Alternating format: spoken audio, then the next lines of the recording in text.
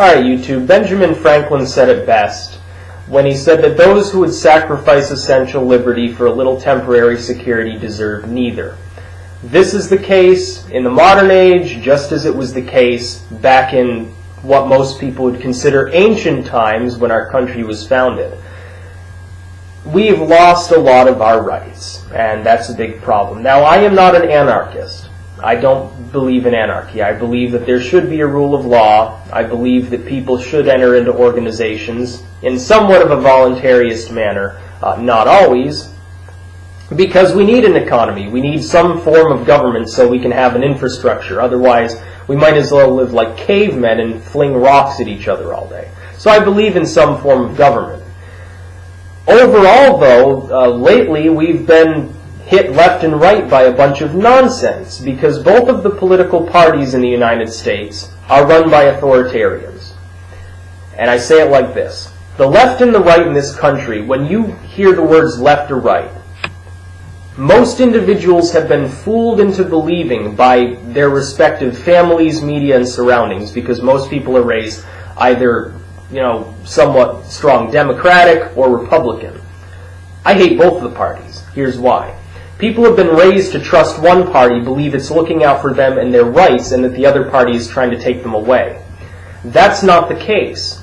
Both parties economically want to take some of your rights and give others back. I don't have a problem with that, as long as they attend to the economy, which right now neither of them care about. They're just wasting their time on other issues. Wasting their times on drones and wars and all that nonsense. Neither of them really give a damn about how the economy goes at this point. They say they do, but they're not really working for us on that front. But both parties want to take some of your rights away when it comes to the social realm, therefore authoritarian. The opposite of libertarian, the opposite of individuals living free lives, the opposite of people being in freedom and in serenity and happiness with their fellow man, generally speaking. And those who say that libertarianism doesn't work obviously haven't studied American history, because for a large proportion of the land area of the United States, it was the going moral route for a century, back in the good old Western days, which actually weren't quite as brutal as most people seem to believe, because they killed all the criminals themselves. As we see with the Christopher Dorner case, we see one aspect of the frightening new developments in regards to our constitutional rights. Now, what are rights? They are not privileges. A privilege is something you earn, you work for, you have to keep up a certain status to attain. A right is just something that you naturally have. The founders believed, and this is the truth, that you are given the rights listed in the Constitution not by virtue of simply being a law-abiding citizen, but simply by existing. That you're intelligent, you have these rights. You're a human being, you have recognizance of your own mortality, you have the ability to recognize your own self, therefore you have the right to speak your mind. You have the right to defend yourself. You have the right not to be airholed on the spot simply because someone thinks that you did something wrong. These are rights. These are not privileges. Lately, though, and you see the media in full force saying, Dorner was a domestic terrorist, therefore it doesn't matter if they burned him alive in a cabin because he's a terrorist, so he doesn't get a trial. Sorry, but that's not the way it works. And the same holds true for the Democrats' idea of droning citizens overseas, simply because they have the label of terrorist. It holds true for citizens that are being held in Guantanamo. I would even go so far as to say it extends to individuals who are not citizens, who are captives of war and so forth. And of course, we basically ignored the Geneva Convention. We never did have much regard for international law, which is sometimes worse but often better than the United States laws. Not to say that I trust the extreme leftists in Europe very much, but I would trust them more on certain issues like not torturing people than I would my own government. The fact is this. If the government is able to label a person a terrorist, which by the way is a completely arbitrary definition, it has no real meaning anymore because it's used to apply to anybody who does anything wrong these days. You're a drug dealer, you might as well be a terrorist cartel member. You shoot somebody, you're a terrorist, you're making people afraid. Guess what? Just because they label somebody a terrorist doesn't mean we're supposed to take away their constitutional rights. It's just like this. I don't think that, for myself, I don't really like guns. I like bladed weapons more. I don't really use guns. There are guns in the house. I don't really use them. I don't really care about them. But just because I don't use them doesn't mean I want to take away other people's rights to use them, because generally speaking, and here's the big mystery that everybody seems to miss, generally speaking, guess what, America? You're safe. Generally speaking, unless you're living in the ghetto slums or right along the border, you're probably not going to get shot at. Your children are going to be fine in school. You're more likely to get hit by a bus or something like that. You're more likely to get struck by lightning than you are to get airholed. But suddenly we can label people domestic terrorists and their rights no longer apply simply because they scale us. We scaled. Uncle Sam, won't you help us? Wah, wah, wah. That's not the way it works. Just because, and court of public opinion seems to have every angle of opinion on this, despite the fact that many hundreds of thousands of us are rallying in support of our rights. Public opinion says Dorner deserved to die. What the San Bernardino police did was justice. He's still a citizen. Regardless of how much ire you regard him with, regardless of how much you detest his actions, regardless of how sure you are that he is guilty, he is still a United States citizen, and he still has constitutional rights. You can see somebody shoot off the roof of a building and kill 3 or 4 people. They still have the right to a trial. I would point out this. They didn't ID the body until 2 days after the blaze. They had the body for a day, yet they weren't sure before they ID'd it who it was. They burned somebody alive in a cabin without being certain of their identity. Well, we're pretty sure it's Dorner. We can't confirm for sure, but we're pretty sure. Guess what would have happened if that wasn't Dorner? If it was a completely unrelated person, or if he had a hostage inside? People would be up in arms. But they're not up in arms because now, of course, they know that Dorner died. I ask you this, how is that any better? They still burned some. How would you like it if you were allegedly did something wrong, and you didn't do it, and they burned you alive in a cabin? I would rather see people who are guilty occasionally go free, which, by the way, is rare, than people get jailed for something they didn't do, get killed for something they didn't do, just get strung up in the public square of opinion. And some people disagree with me. Some people say, well, I would rather kill a few innocent people than, let any criminals go. Guess what? Then you're just as bad as the criminals are, because you're willing to watch innocent people get killed. I thought that was what you wanted to prevent by putting them in jail in the first place. Ask, how does that make any sense whatsoever? You have the right to a trial by jury regardless of whether they label you a domestic terrorist. I would say citizens living overseas that are suspected, well, they might be working for Al-Qaeda. Might be working for Al-Qaeda. Well, are you sure? Well, we can't be positive, but we're going to send a drone in and splatter them all over the place. That's constitutionally wrong. They shouldn't be doing something like that. It's not right to deprive citizens of their constitutional rights merely by the fact that you give them the arbitrary label of a domestic terrorist. Now, what Dorner allegedly, because now we can't try him in a court, so we're always going to have to use the term allegedly killed those officers, because we can't be sure. It could be someone that looked exactly like Dorner. Maybe Dorner was actually sick at the time and somebody else did this. We don't know because he's dead.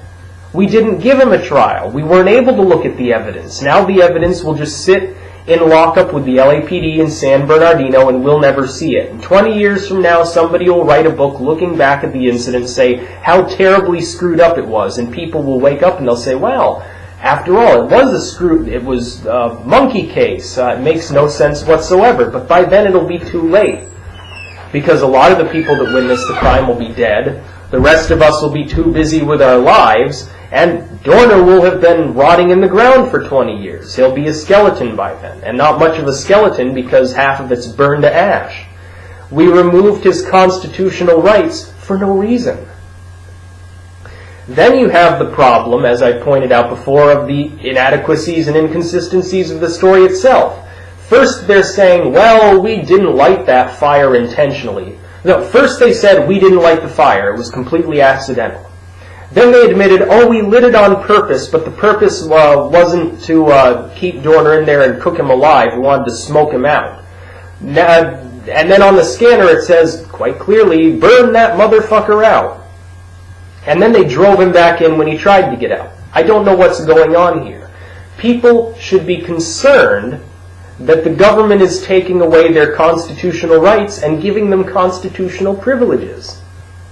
It's just like the gun control debate. Again, I don't really use guns. I don't want to take them away from other people, though. It's clearly a right that they have. They have the right to defend themselves. It makes sense. It actually lowers crime in areas where people own guns, because if a criminal gets out of hand, they shoot the criminal. I would rather see a private citizen do it, because they actually witness a crime taking place, than the police, who didn't witness anything, surround a cabin and burn somebody to death. It makes absolutely no sense at all. And then you have the problem of brutality. We see the police get out of line. You can go on YouTube and search police brutality. You'll find thousands and thousands of videos, and half of them are from the United States. We've got a swollen prison population because the cops at this point, essentially half the people that they arrest are non-violent drug offenses. People, I waddle down the street with a crack pipe because I happen to be addicted, and they throw me in for 6 months or, 6 years or whatever. They have the problem. They put people in jail. Like, there was a story today, and I left a comment on it. Apparently, the ex-mayor of San Diego rung up $1 billion of taxpayer money gambling. She says, well, I had a brain tumor at the time, so I didn't know what I was doing. I was out of my mind. She gambles away $1 billion of money from her city. $1 billion. That's a lot of fucking money. She will probably pay back not a dime. She will probably spend not a day in jail. Yet if you illegally download a handful of MP3s, they can smack you with a $100,000 fine or 10 to 25 in jail. Does that make any sense whatsoever? No, it doesn't. The government can take down your website for little or no reason. And then when people try to resist, for instance, we got rid of SOPA. We got rid of PIPA. We got rid of a couple of other bad bills. We got rid of the cybersecurity bill. Now they've resurrected it, and it'll probably pass. It's the same thing. Now the government and the private businesses can bounce information back and forth. The businesses will know the info the government should know, and the government will know businesses that should have been kept private in servers for businesses. Long gone are the days when people are worried about Facebook sharing their info with the government. They've been doing that for years. Now every online source you use will just send seamlessly every little detail about every purchase you make and everything you read and what you're searching for on Google. People should be concerned about this. This is a severe breach of their civil liberties. A severe breach. This isn't a minor detail. People have a tendency, because the government doesn't think in terms of days. The government thinks in terms of decades and centuries. The government thinks way down the line. This is an expert chess player we're dealing with. They are not going to try to suddenly activate the FEMA camps and put everyone in concentration and kill all traitors and suddenly you're a police state overnight. That's never going to happen. Because when that happens, the people revolt. The idea is instead they will take a few rights at a time and people won't notice them and they won't care because it's only a little breach. And look, we're taking away your assault rifles, but hey, now you can smoke weed. Oh great, we just got a right back. And they'll focus on that and they won't care. That's the problem. And those police that shot up the innocent civilians, guess what? They're on paid administrative leave. That means they're getting paid to do nothing right now after injuring innocent bystanders for no apparent reason. Dorner's dead in a cabin somewhere. He, killed a few people and injured a few more, his body count could have potentially been lower than the body count of the supposed good guys. And they get paid administrative leave? And I haven't even seen anything in the media about the second incident, about the dude who got run off the road and his truck got completely wasted by bullets. All you hear about is the first incident with the two Asian newspaper ladies. It's ridiculous. So to sum it up, sorry, number one, just because you don't like Dorner or you don't like X, Y, and Z, you don't like Joe Schmo out there because he shot someone, doesn't mean that you get the right to take away their constitutional rights any more than you would want yours taken away if someone alleged that you had done something wrong. Number two, it's not a partisan issue. The Democrats and the Republicans are both completely at fault for this. It takes two parties to make a truly inept, corrupt government. Number three, yeah, there are good cops out there. Mostly the beat cops, not the higher-ups. But guess what? Most of the higher-ups are completely corrupt, and they're the ones that tell the beat cops what to do. And if you've studied psychology, you know that in a group of people, if an authority figure or a pseudo-authority figure says to do something, most of the time they're going to do it, regardless of whether it's right or wrong. Number four, our rights are being trampled, as should be evident to anyone who's actually reasonable and uses their mind logically and rationally. Some of those rights you can probably live without, but do you really want to? Do you want your constitutional rights to become constitutional privileges? I don't think you do. I don't think you want to live in a society where the government can suddenly give you an arbitrary label that they themselves created that then nullifies any or all of your rights. I would even extend this so far as to say the idea of saying the mentally ill cannot own guns is very dangerous. Because remember, we're in the Ritalin generation right now. About a third of the people in the country could suddenly be termed mentally ill and barred from owning weapons. Even though they're no more violent than the rest of the population, what if you're depressed? What if you've got post-traumatic stress disorder because, you were attacked? Well, you get attacked, you try to buy a gun so that you can defend yourself in case you're attacked again. Guess what? You've got post-traumatic stress. You're not allowed to own a gun. Can you see the problem here? It's fairly straightforward. You don't want to lose your rights. People, excuse me, people need to start becoming activists about this. It should spread from online to real life, protests, pickets, whatever. I wouldn't say go so far as to riot, because then you invite the police state more, because then all the mainstream people who might support your cause say, suddenly, look at those violent hippies out there beating on the cops. They're so thuggish, we should take more of their rights.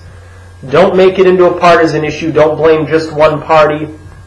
The disinfo agents love to spread that around, by the way. The people who work for large partisan businesses love to beat up on their competition by, saying the other political party is the one responsible for taking people's guns or whatever. It's both of them. They're both complicit. And Christopher Dorner, regardless of what you think of him, was given a raw deal. He was never convicted of any crime and now never will be because, of course, he's been burned to cinders. Peace out.